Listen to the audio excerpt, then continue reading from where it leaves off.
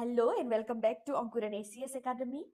আজি আপোনালোকৰ ওচৰলৈ লৈ আহিছোঁ ৰিচেণ্টলি ডিক্লেয়াৰ কৰা সাহিত্য একাডেমি এৱাৰ্ডছৰ বিষয়ে। ইয়াত আমি ডিটেইল ডিছকাশ্যন কৰিম। আমি ইয়াত সাহিত্য একাডেমি বঁটা কি হয় আৰু অসমত কোনে পাইছিলে, প্ৰথমজন ব্যক্তি কোন আছিলে, বৰ্তমান কোনে পাইছে, গোটেই আমি ডিছকাছ কৰিম। বাল সাহিত্য পুৰস্কাৰ, যুৱ সাহিত্য পুৰস্কাৰ গোটেই ডিছকাছ কৰিম। আপোনালোকে যদি এই ভিডিঅ'টো চাই অন্য একো পঢ়িব নালাগে, তেনেকে আমি এই ভিডিঅ'টো লৈ আহিছোঁ। সেইকাৰণে ভিডিঅ'টো স্কিপ নকৰাকৈ আপোনালোকে অন্তিমলৈকে চাব, ঠিক আছে? আহক ভিডিঅ'টো আৰম্ভ কৰোঁ। এতিয়া সাহিত্য একাডেমি বঁটা বুলিলে আপোনালোকে কি বুজে? এইটো ছেকেণ্ড হাইয়েষ্ট লিটাৰেৰী অনাৰ বুলি কয় ভাৰতৰ। কাৰণ প্ৰথমটো কি হয়, ফাৰ্ষ্ট লিটাৰেৰী অনাৰ বুলি ক'লে কোনটো কয়? ফাৰ্ষ্ট লিটাৰেৰী অনাৰ হৈছে জ্ঞানপীঠ বঁটা আৰু ছেকেণ্ড লিটাৰেৰী অনাৰ হৈছে সাহিত্য একাডেমি, মানে সাহিত্যৰ কাৰণে দিয়া ডাঙৰ অনাৰ। তো আৰু ইয়াৰ অইন এটি নাম আছে, আপোনালোকে জানে না অইন এটি নামটো? যদি নাজানে আপোনালোকে এইটো আহিব পাৰে এক্সামত, মনত ৰাখিব। অন্য এটি নাম হৈছে আপোনাৰ India's national academy of letters, ঠিক আছে? তাৰপিছত ইয়াৰ নাম ইয়াত লিখা আছে India's national academy of letter. আৰু কোনটো চনত ষ্টাব্লিছ হৈছিলে? 1954 চনত হৈছিলে। 1954 চনৰ 12 মাৰ্চ তাৰিখে ষ্টাব্লিছ হৈছিলে, এইটোও মনত ৰাখিব। তাৰ উপৰিও আপুনি এটা বস্তু জানিব, সাহিত্য একাডেমি 24টা ইণ্ডিয়ান ভাৰতীয় ভাষাত দিয়া যায়। আৰু তাৰ ভিতৰত মানে 22টা চিডিউল লেংগুৱেজত আছে, 22টা যোনটো 8 চিডিউলত মেনশ্যন আছে, 22টা লেংগুৱেজ। তাৰ উপৰিও আমাৰ কি হয়, দুটা ভাষা, ইংলিছ আৰু ৰাজস্থানী, যোনটো 8 চিডিউলত অন্তৰ্ভুক্ত নহয়, সেইকেইটা ভাষাটো দিয়া যায়, ঠিক আছে? ৰাজস্থানী অন্তৰ্ভুক্ত নহয়, এই কেতিয়াবা সুধিব পাৰি আপোনালোকক, সেইকাৰণে মনত ৰাখিব ইংলিছ আৰু ৰাজস্থানীটো আমাৰ কি হয়, সাহিত্য একাডেমি বঁটা দিয়া হয়। টোটেল 24টা বঁটা প্ৰদান কৰা হয়, ঠিক আছে? বুজি পালে এইখিনি? কোনটো চনত আপোনালোকে কি বুজি পালে ইয়াৰ পৰা? কোনটো চনত ষ্টাব্লিছ হৈছিলে, কেইটা লেংগুৱেজত দিয়ে, 22টা চিডিউল আছে, তাৰ ওপৰত আৰু দুটা প্লাছ কি হয়, ইংলিছ এণ্ড ৰাজস্থানী, আৰু অন্য এটা নাম India's national academy of letters, ঠিক আছে? এইখিনি বুজি পালে নহয়? এতিয়া নেক্সট আহোঁ, এৱাৰ্ডত মানে কি কি দিয়ে আপোনাৰ এৱাৰ্ডত? এনগ্ৰেভ কপাৰ প্লেট, আৰু এইটো কি হয়, স্মৃতি ফলক এটা দিয়ে আপোনাৰ। কপাৰ প্লেট মানে কপাৰৰ স্মৃতি ফলক, প্লেট মানে হৈছে স্মৃতি ফলক বুলি কয়, এনেকুৱা ধৰণৰ এটা কপাৰ প্লেট দিয়ে, শ্বল এটা দিয়ে, আৰু 1 লাখ টকা প্ৰাইজ মানি দিয়ে, ঠিক আছে? কেতিয়াবা এনেকুৱাও সুধি দিব পাৰে কি কি দিয়ে আপোনাক বুলি, এয়া গম পালে। এতিয়া নেক্সট আহোঁ আপোনাৰ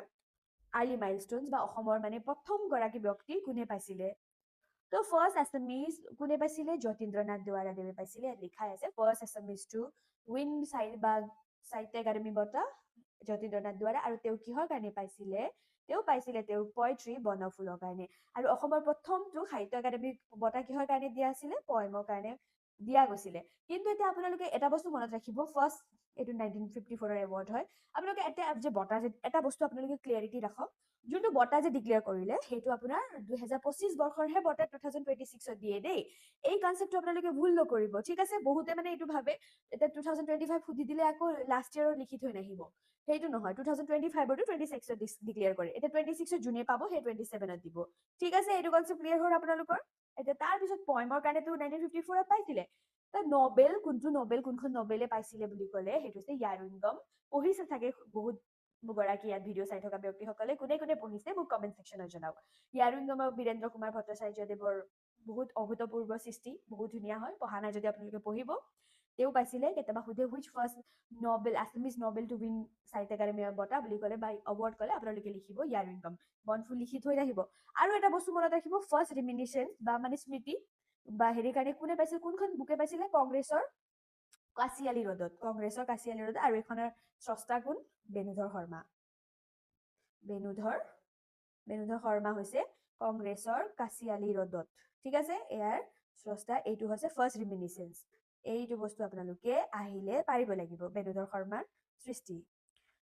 একেখন কোনে কোনে পঢ়িছে বনফুল বা কংগ্ৰেছৰ কাচিয়ালী হ্ৰদত বা য়াৰুইংগম, মোক কমেণ্ট ছেকশ্যনত জনাব দেই আপোনালোকে, ঠিক আছে? এতিয়া নেক্সট আহোঁ আপোনালোকৰ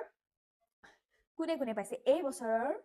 কোনে কোনে পাইছে এই বছৰ দুগৰাকী ব্যক্তিয়ে সাহিত্য একাডেমি এৱাৰ্ড পাইছে। সেইটো হৈছে কোন হয়? ফাৰ্ষ্ট দেৱব্ৰত দাস।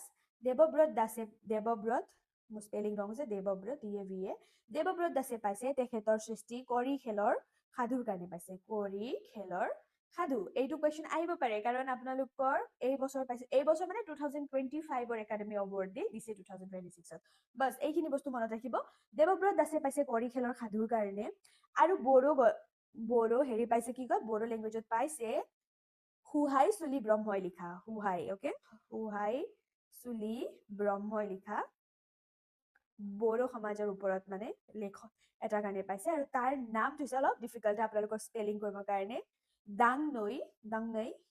এনেকৈ কয় ন স্পেলিংটো কেনেকৈ কয় দাংনৈ লামা মনছে গাথোৱান মোৰ স্পেলিং মিষ্টেকো হ'ব পাৰে অলপ ডিফাৰেণ্টলি দাংনৈ লামা মনছে গাথনৰ কাৰণে পাইছে বড়ো লেংগুৱেজত আৰু অসমীয়া কোনখন পাইছে কৰি খেলৰ সাধু এই দুটা বস্তু আপোনালোকে ভালকে মনত ৰাখি লওক এক্সামত অহাৰ বহুত চান্স আছে এতিয়া অকণমান দেৱব্ৰত দাসৰ বিষয়ে অকণমান আলোচনা কৰোঁ আহক দেৱব্ৰত দাস মানে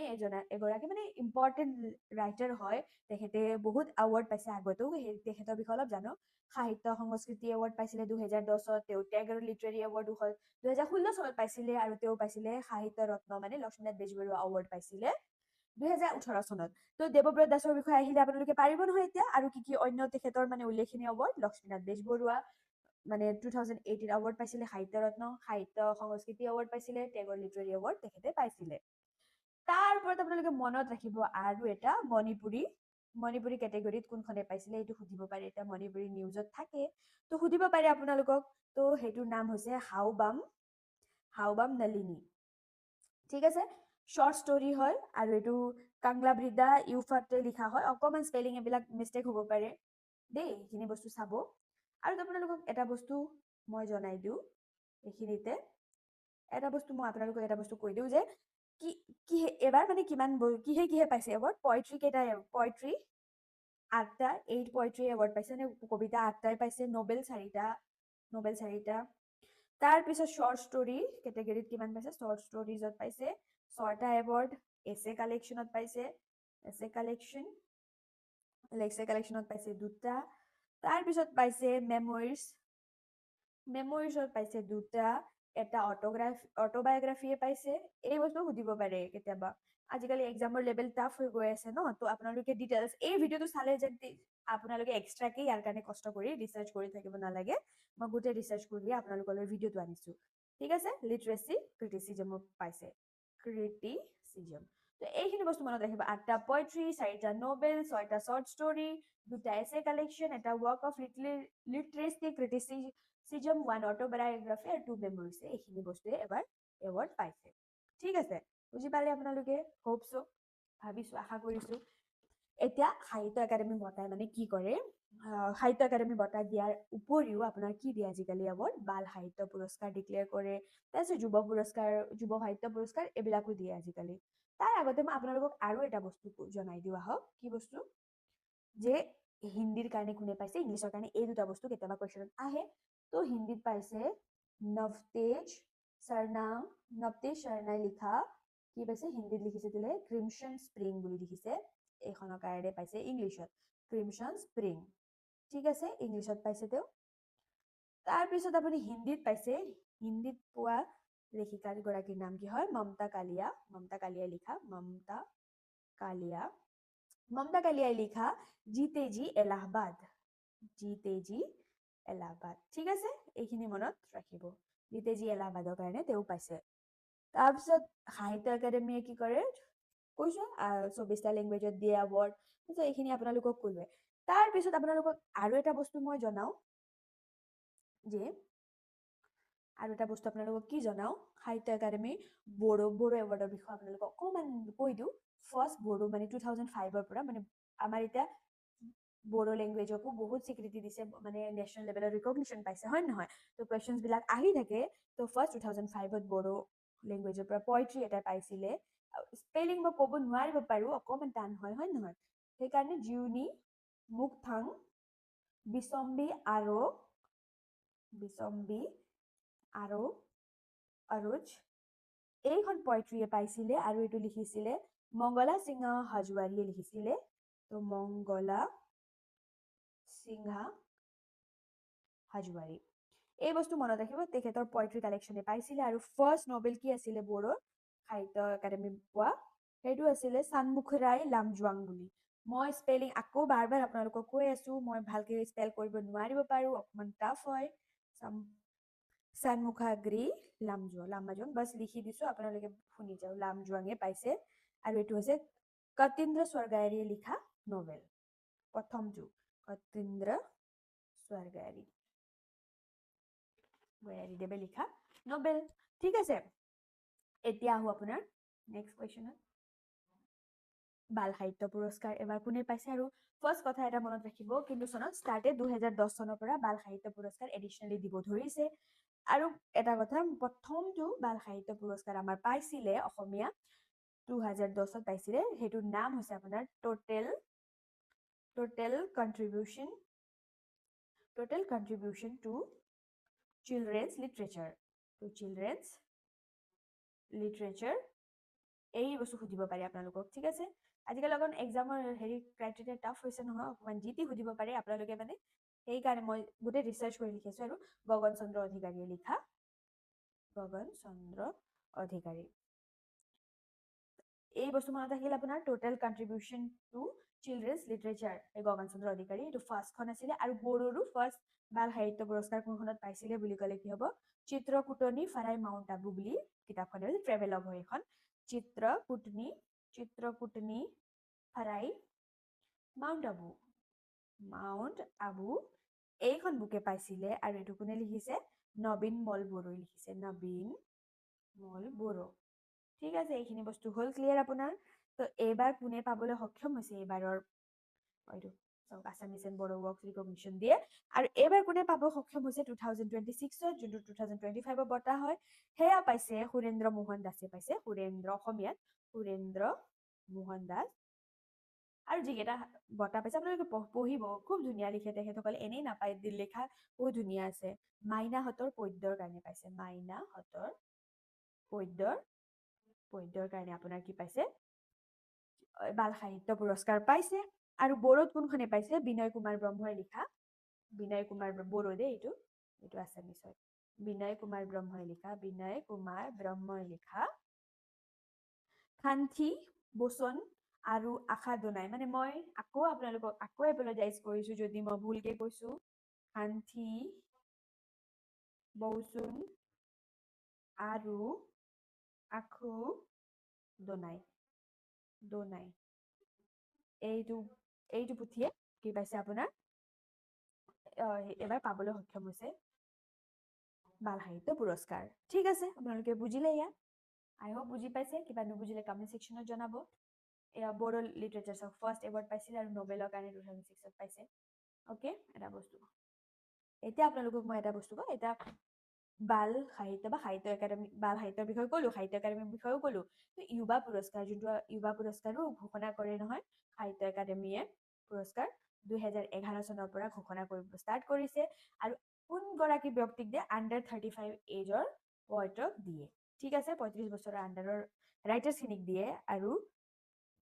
কি হয় ফাৰ্ষ্ট আছামিজ মানে কোনে ৰিচিপিয়েণ্ট আছিলে বা আছামিজ টু ৰিচিভ সাহিত্য একাডেমী युवा পুৰস্কাৰ কোন আছিলে আপোনাৰ তেওঁ আছিলে অৰিন্দম বৰকাকতি এয়া নাম কেতিয়াবা এক্সামত আহে ঠিক আছে অৰিন্দম বৰকাকতি আৰু তেওঁ পাইছিলে এছে ৰচনাৰ কাৰণে পাইছিলে অনুশীলন অ'কে অনুশীলনৰ কাৰণে পাইছিলে তেওঁ কেতিয়া পাইছিলে 2011ত পাই 11ৰ বঁটাটো পাইছিলে আৰু ফাৰ্ষ্ট বড়ো আপোনাৰ জানি লওক তেতিয়া কাৰণ আজিকালি বড়ো এইটো ছেকশ্যনৰ পৰাও কুৱেশ্যন সোধে তেওঁ পাইছিলে জয়শ্ৰী বড়োৱে পাইছিলে জয়শ্ৰী বড়ো আৰু তেওঁ লিখনি জিউ চাহাৰানী বেদুইনৰ কাৰণে পাইছিলে জিউ চাহাৰানী বেদুইন এই গ্ৰন্থটিৰ কাৰণে পাইছিলে আপোনালোকে এইখিনি মনত থাকিল নহয় তাৰপিছত এতিয়াৰটো আপোনালোকে জানিব লাগিল হয় নাই এতিয়া কোনে পাইছে এইবাৰৰ युवा সাহিত্য পুৰস্কাৰ কোনে পাইছে অসমীয়াত পাইছে সুপ্ৰকাশ ভূঞাই পাইছে কোনে পাইছে সুপ্ৰকাশ ভূঞাই পাইছে আৰু তেওঁৰ কুচিয়া নামা তেওঁৰ মানে বা কুচিয়া নামা নহয় কাচিয়া নামাৰ কাৰণে পাইছে কাচিয়া নামা সাহিত্য একাডেমী युवा পুৰস্কাৰ ইয়াতো কি কৰে আপোনাৰ তামৰ মানে স্মৃতি ফলক দিয়ে তাৰপিছত ইয়াত 50K ৰুপিজ দিয়ে 1 লাখ টকা নিদিয়ে 50,000 টকা দিয়ে এইটো মনত ৰাখিব আৰু বড়োত কোনে পাইছে অমৰ খুংগুৰ বড়ো পাইছে